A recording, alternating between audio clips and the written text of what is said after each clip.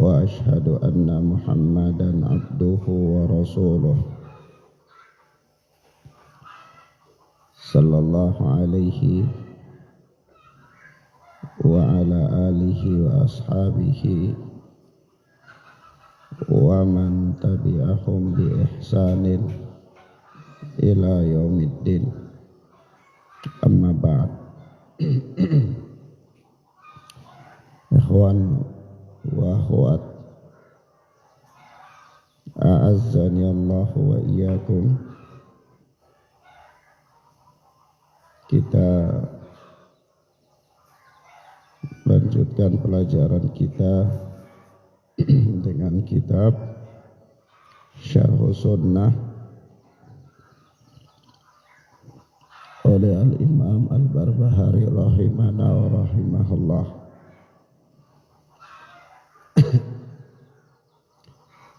Kemarin atau pada beberapa pertemuan yang lalu kita telah jelaskan beberapa ucapan daripada ucapan Al-Imam Al-Barbahari rahimana wa rahimahullah. Di antaranya ucapan beliau bahwasanya i'lamu annal islam huwa sunnah. Ketahuilah bahwa Islam itu adalah sunnah, wa sunnata hiyal Islam, dan sunnah itu adalah Islam. Wa la yaqumu ahaduhuma illa bil akhar, dan salah satu dari keduanya tidak dapat berdiri dengan tegak kecuali dia membutuhkan yang lainnya. Artinya sunnah tidak dapat ditegakkan, tidak dapat diamalkan dengan baik melainkan seseorang itu harus Islam. Demikian pula Islam tidak dapat diamalkan kecuali dengan sunnah, karena seseorang tidak bisa menegakkan agama Islam kecuali dia mempraktekkan sunnah Nabi sallallahu alaihi wa alihi wasallam. Sebagaimana ketika Allah tabaraka wa ta'ala memerintahkan dia untuk berpuasa misalnya, Allah katakan ya ayyuhalladzina amanu kutiba alaikumus syiyam kama kutiba alal ladzina min qablikum la'allakum tattaqun. Hai orang-orang yang beriman, diwajibkan bagi kalian untuk berpuasa sebagaimana diwajibkan atas orang-orang sebelum kalian, agar kalian bertakwa. Maka seseorang tidak bisa berpuasa dan tidak bisa menjalankan puasa ini dengan baik kecuali apabila dia mengikuti petunjuk Rasulullah sallallahu alaihi wasallam. Dia melaksanakan rukun-rukun puasa, dia berpuasa sesuai dengan petunjuk Rasulullah, dia menghindari pembatal-pembatal puasa dan seterusnya yang tidak dijelaskan oleh Allah di dalam Al-Quran. Begitu pula ketika Allah Subhanahu wa ta'ala memerintahkan untuk salat, atau ketika Allah katakan inna salata 'alal mu'minina kitaban mawquta, sesungguhnya salat itu waktunya telah ditetapkan bagi orang-orang yang beriman, maka seseorang tidak bisa mengetahui waktu-waktu salat, batas akhir dan batas awal daripada waktu salat, melainkan dia harus merujuk kepada sunnah Nabi sallallahu alaihi wa alihi wasallam. Naam. Baik. Kalau begitu, apa itu pengertian sunnah ba'il? Apa itu pengertian sunnah? Sunnah itu apa? Agung, apa itu pengertian sunnah? Sunnah Nabi itu apa?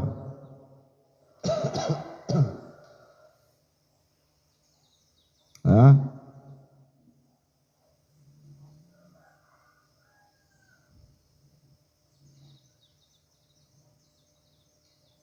Sunnah Nabi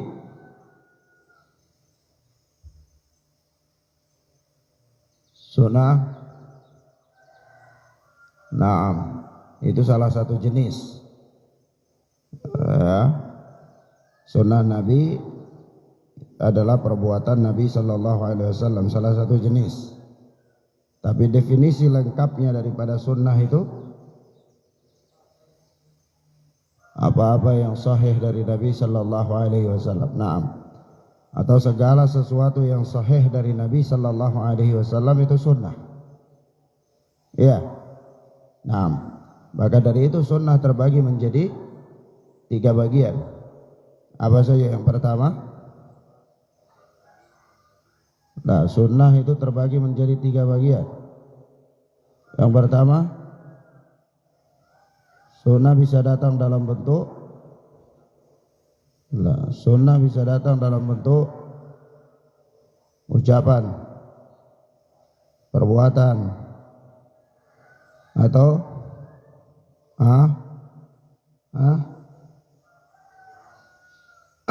naam, perkataan, ucapan, perbuatan, pembenaran Nabi Sallallahu Alaihi Wasallam. Itu jenis-jenis sunnah. Hukum asal atau perbuatan atau ucapan Nabi Sallallahu Alaihi Wasallam. Ucapan itu terbagi menjadi 2. Apa saja? Bisa berupa perintah, bisa berupa larangan. Apa hukum asal perintah? Wajib. Hukum asal dalam perintah itu wajib, sampai datang keterangan-keterangan yang mengatakan dia tidak wajib. Apa hukum asal dalam larangan? Haram, sampai datang keterangan-keterangan yang mengatakan bahwa dia tidak haram. Perbuatan, apa hukum asal perbuatan Nabi? Kalau Nabi melakukan sesuatu itu sunnah, lalu hukum asalnya disukai untuk dilakukan, yakni mendapatkan pahala apabila melakukannya dan tidak berdosa apabila meninggalkannya. Contohnya apa? Contohnya apa? Ini karena antum terlalu banyak apa? Terlalu banyak main. Contohnya apa? Contohnya pakaian Nabi Sallallahu Alaihi Wasallam. Kalau berpakaian seperti pakaian Nabi dengan maksud mengikuti Nabi Sallallahu Alaihi Wasallam dapat pahala. Tapi kalau tidak pakai pakaian seperti pakaian Nabi, berdosa apa tidak? Tidak berdosa. Atau seperti apa? Rambut Nabi. Ya, rambut Nabi panjang, di bawah telinga ini di atas pundak, jadi di sini tengah-tengah. Itu panjangnya rambut Nabi Sallallahu Alaihi Wasallam. Nah, kalau seseorang memanjangkan rambutnya dengan maksud mengikuti Nabi Shallallahu Alaihi Wasallam, dia dapat pahala. Tapi kalau rambutnya tidak panjang, dia berdosa atau tidak? Kenapa dia tidak berdosa? Karena ini bukan datang dalam bentuk perintah, bukan datang dalam bentuk larangan, tetapi dia hanya perbuatan Nabi Shallallahu Alaihi Wasallam.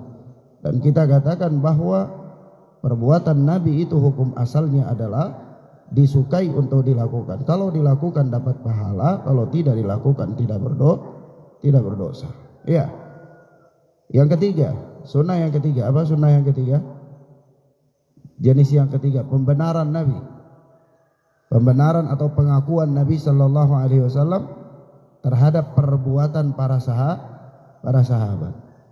Ya, misalnya ada seorang sahabat lakukan suatu perbuatan di hadapan Nabi, atau dia melakukan suatu perbuatan kemudian perbuatan tersebut diberitakan kepada Nabi, tapi Nabi diam saja.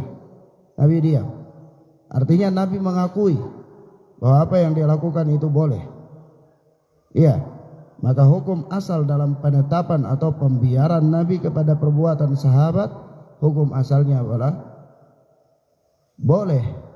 Artinya kalau dilakukan boleh saja. Iya. Nah, contohnya apa? Contohnya,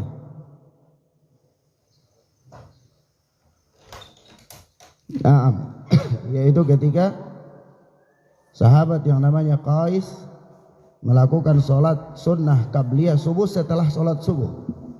Ya, setelah dilakukan sholat subuh, Nabi Shallallahu Alaihi Wasallam sholat subuh dengan Nabi, lalu dia lakukan sholat qabliyah subuh. Padahal qabliyah subuh ini harusnya sebelum subuh, dan tidak ada sholat setelah subuh sampai matahari terbit. Tapi sahabat ini lakukan sholat sesudah subuh 2 rakaat.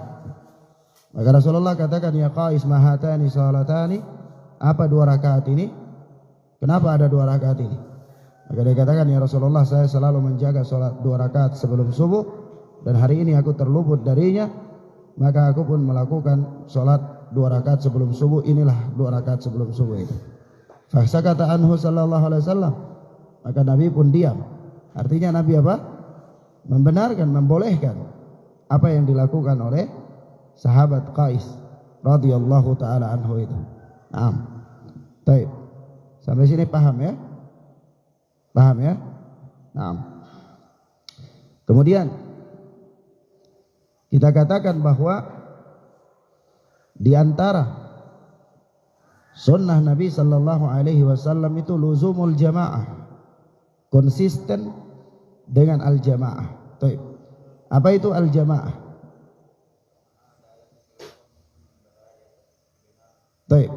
Al-jamaah adalah sekelompok muslimin yang berada di atas kebenaran.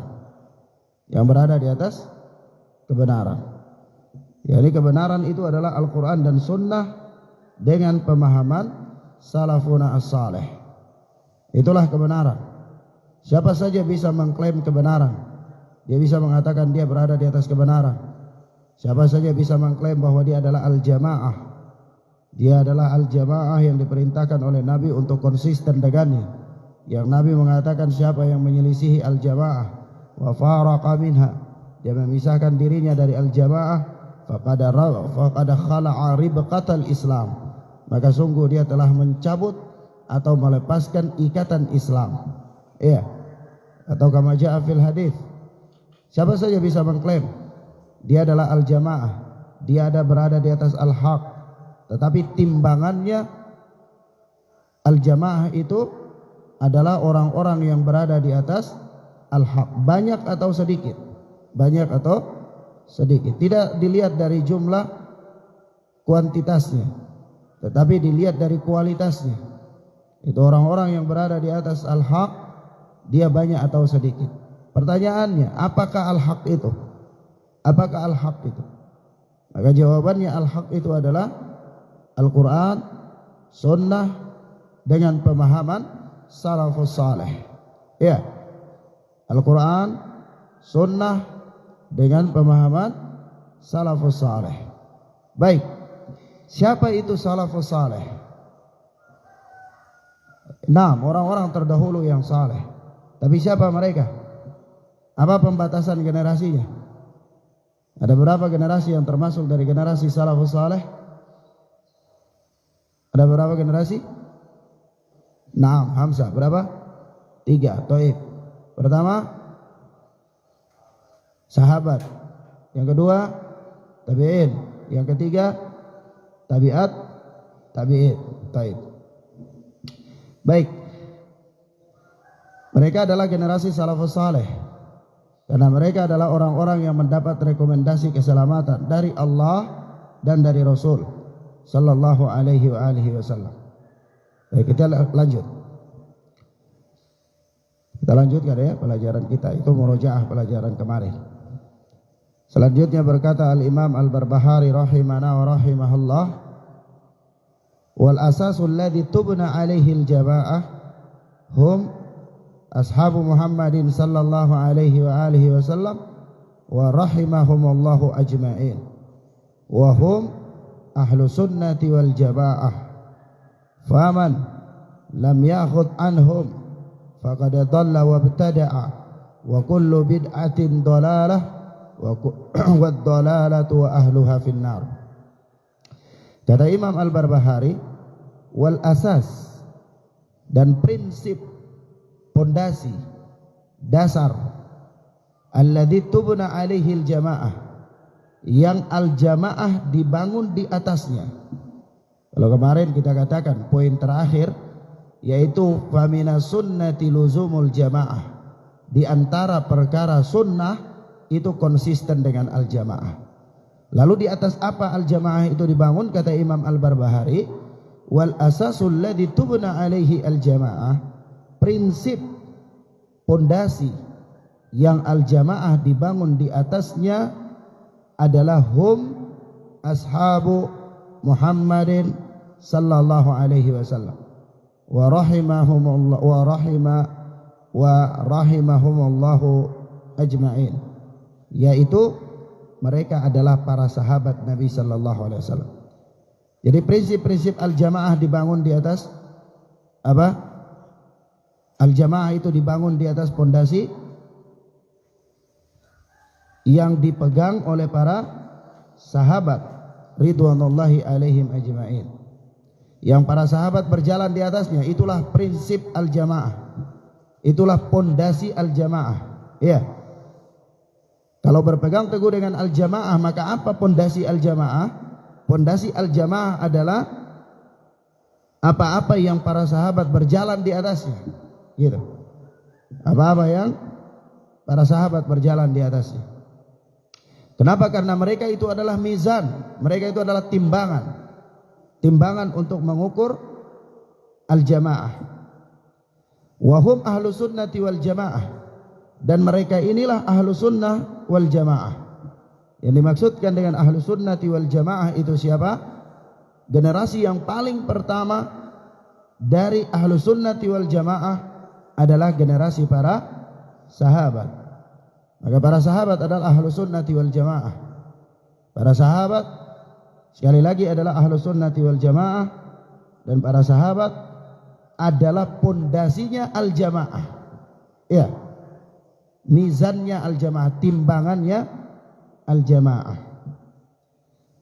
Maka kata Imam Al-Barbahari, perhatikan, faman lam ya'khud anhum faqad dhalla wa ibtada'a, maka barang siapa yang tidak mengambil agama dari mereka, jadi barang siapa yang beragama tidak dengan apa yang diamalkan oleh para sahabat, faqad dhalla wa ibtada'a, maka sungguh dia telah sesat dan dia telah berbuat bid'ah.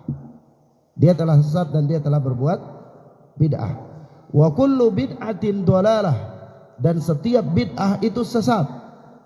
Wad-dhalalatu wa ahluha finnar, dan kesesatan serta pelaku kesesatan itu finnar, diancam oleh Allah dengan neraka. Perhatikan.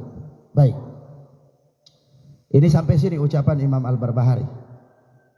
Ucapan Imam Al-Barbahari ini secara umum paham? Paham tidak?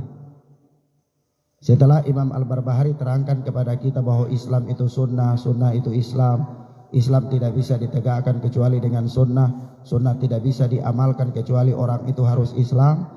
Ya, kemudian beliau terangkan bahwa di antara perkara sunnah itu adalah luzum dengan jamaah, konsisten dengan al-jamaah. Lalu beliau terangkan apa itu al-jamaah.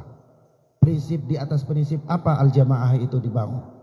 Kata beliau, pondasi al-jamaah itu adalah para sahabat. Barometer untuk mengukur al-jamaah itu adalah para sahabat. Sehingga siapa bisa bilang dia al-jamaah, dia al-jamaah, dia al-jamaah, atau dia bisa kasih nama dirinya jamaah Islamiyah atau jamaah apa, tetapi kita lihat apakah dia sesuai dengan amalan para sahabat atau tidak. Kenapa? Karena barometer al-jamaah itu adalah para sahabat. Iya. Paham ya?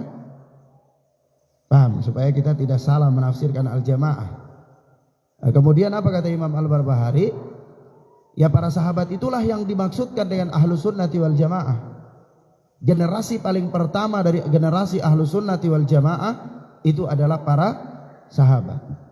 Maka barang siapa yang tidak beragama dengan apa yang para sahabat berada di atasnya, maka sungguh dia sesat dan dia berbuat bid'ah. Begitu kata Imam Al-Barbahari. Artinya apa? Artinya seseorang yang datang di belakangan hari setelah para sahabat tidak boleh baginya untuk beragama kecuali dengan apa-apa yang para sahabat berada di atasnya. Tidak boleh buat-buat agama sendiri. Tidak boleh merekayasa agama sendiri. Iya, tidak boleh memodifikasi agama sendiri. Sehingga kalau dikatakan ini agama, tanya, sahabat lakukan tidak? Sahabat pernah beramal dengannya tidak? Kalau ternyata sahabat tidak lakukan, sahabat tidak beramal dengannya, maka itu bukan agama. Itu bukan agama. Bahkan orang yang beramal dengan suatu amalan yang para sahabat tidak berada di atasnya, maka orang ini sesat dan berbuat bid'ah. Kenapa? Karena agama itu bersumber dari para sahabat. Artinya Alkitab, Sunnah, Al-Quran dan apa-apa yang merupakan petunjuk Rasulullah, tetapi diambil, diamalkan, dipelajari dan dihafal oleh para sahabat. Sebab itu orang yang datang di belakangan hari kalau mau beragama dengan agama yang dibawa oleh Nabi, dia harus beramal sebagaimana murid-murid Nabi beramal dengannya. Ya, siapa murid-murid Nabi? Siapa murid-murid Nabi Sallallahu Alaihi Wasallam? Para sahabat. Jadi perhatikan, siapa yang tidak mengambil agamanya dari para sahabat?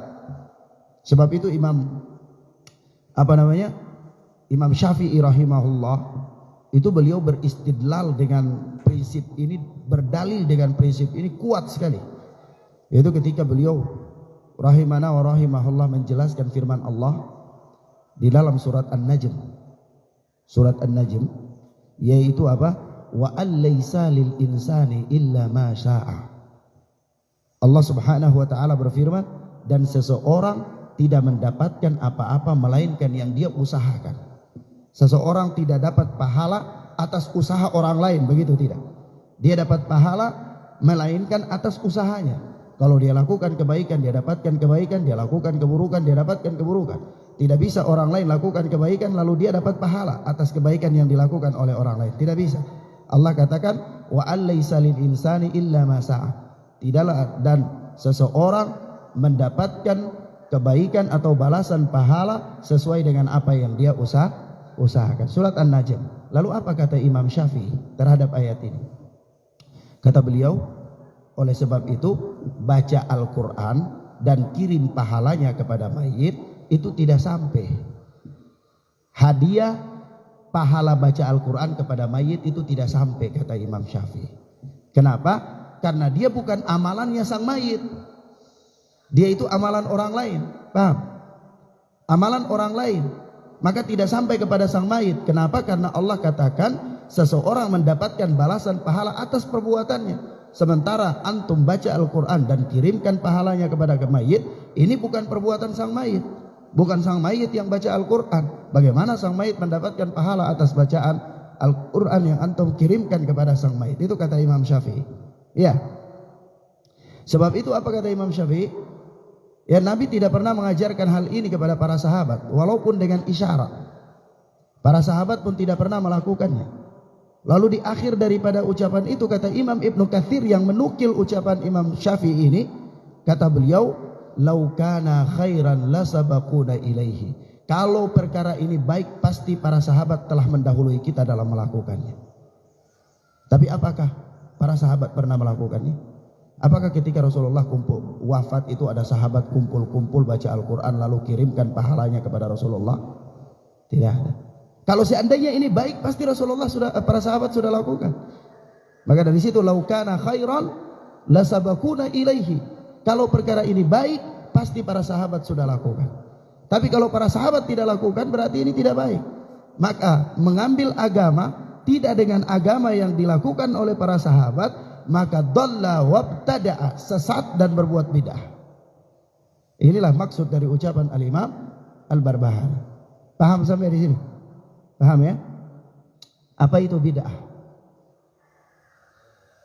Secara bahasa, bid'ah itu perkara baru yang diada-adakan dalam agama. Nabi tidak pernah katakan, para sahabat tidak amalkan, lalu kita amalkan. Nah, itu namanya bid'ah. Iya. Perkara baru yang diada-adakan dalam agama, itu namanya bid'ah. Adapun definisi dan penjelasannya lebih jauh, insyaallah taala kita lanjutkan pada pelajaran berikut biidznillah taala. Barakallahu fikum. Subhanakallahumma bihamdika asyhadu an la ilaha illa anta astaghfiruka wa atubu ilaik. Assalamualaikum warahmatullahi wabarakatuh. Salat syuruk, kemudian beres-beres untuk sekolah sambil dzikir pagi.